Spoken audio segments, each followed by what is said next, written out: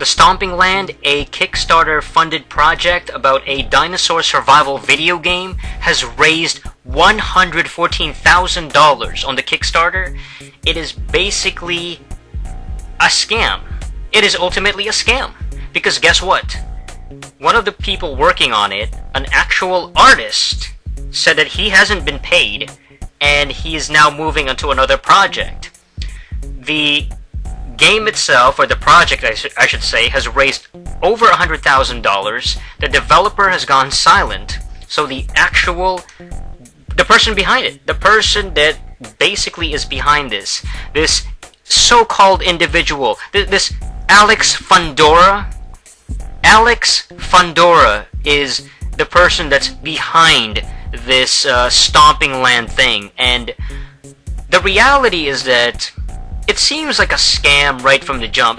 Within the first 5 minutes of reading this fucking article, by the way, Alex Fundora is such a fake name. You take a look at Alex Fundora, and supposedly the rest of the people that worked on this game have Russian names. They have Russian names. It's not even it's not even you know, English-sounding names or Anglo-sounding names, and then you have this individual, the lead developer, is Alex Fundora. Fundora. Now, what's interesting is that the character that you play as in this fucking game, in this Stomping Land dinosaur game, he looks like a character model that was based off of Avatar. The Avatar late 2009 movie, directed by you know, the guy who did the Titanic, forget his name. But, you know, that popular movie Avatar with the blue creatures, and, you know, it made like $1 bazillion, and it was a blockbuster hit. It was such a huge, you know, massive success at the box office. And so basically this character looks like one of those creatures from fucking Avatar. Those blue cat-like, you know, alien creatures. And the funny part is, the guy's name is Alex Fundora, the lead developer. Well, Fundora, Pandora. Fundora, Pandora. So there's that connection there, and that's supposed to be like a reference to, I'm sure, the fucking, you know, the Avatar thing. And, you know, this person looks like it was clearly basing its ideas off of the Avatar, and especially the fake name of Alex Fundora. I'm assuming it's a fake name. It sounds like a completely fake, made-up name, Alex Fundora. So basically that was the lead developer of this game called The Stomping Land. And the main topic I want to cover in this video is these fucking Kickstarter projects, these crowdfunding scam fucking enabling projects. It's not even crowdfunding, it's crowd scamming. It's crowd scamming. Alright? The game's lead artist has quit the project and says he hasn't been able to establish contact with Fundora in weeks. Fundora, the fake developer. In-game model designer Vlad Constantino wrote on the Stomping Land forums, more than a month has passed since the day when I received the last reply from Fundora. I've sent him 5 messages and I haven't gotten a single reply. Constantino also claimed that Fundora owes him money, and that if this silence continues, I will stop my participation in TSL and start taking the necessary measures to cover my expenses. The Stomping Land, what a fucking scam. Yeah, this is and this guy Constantino, who is the lead artist, he's now working on a different project, so he's not even working on this fucking thing anymore. And one backer who said they had invested $90 in the Stomping Land has informed Kickstarter of the issue, but the crowdfunding website could only offer an apology in return. Here's the problem, and here's what I want to talk about. When you waste money, and when you donate money to these fucking scam projects on Kickstarter, it's kind of hard to just blame the people that are starting these fucking things. It's like it goes both ways, because they managed to raise over $110,000 from over 4,000 backers. They had 4,400 fucking backers, and initially it was only 20,000. That was the asking price, the asking donation. They had a goal of 20,000. This was back in 2013, so June 2013, something like that. They were able to raise more than $114,000, and even the lead artist of the Stomping Land has moved on. It sounds like he wasn't paid, or he hasn't been paid, and he was having money issues regarding this actual fucking thing that presumably he spent a lot of time working on. So this is very controversial too, because that's the thing with games like the Stomping Land. They released pre-alpha fucking versions of the game, and people could test it, and they could see the game in its infancy, and before it's even completed, they'll get an incredibly early, not even an early version, but a hyper infant version of the game, a very premature version of the game.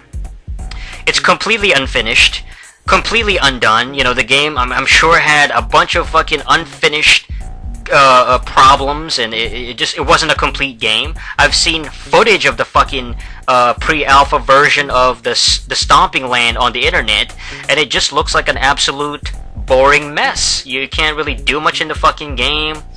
You can't really fight any fucking characters in there, aside from clones of the same character designs that the character that you're fucking playing as. So it's like, this thing was a scam from the beginning. This was a fucking scam from the jump, and the problem is these fucking idiots, these morons that fall for the hype, that fall for the scam, and end up wasting their money and donating money on scams on Kickstarter. These games like the Stomping Land, okay?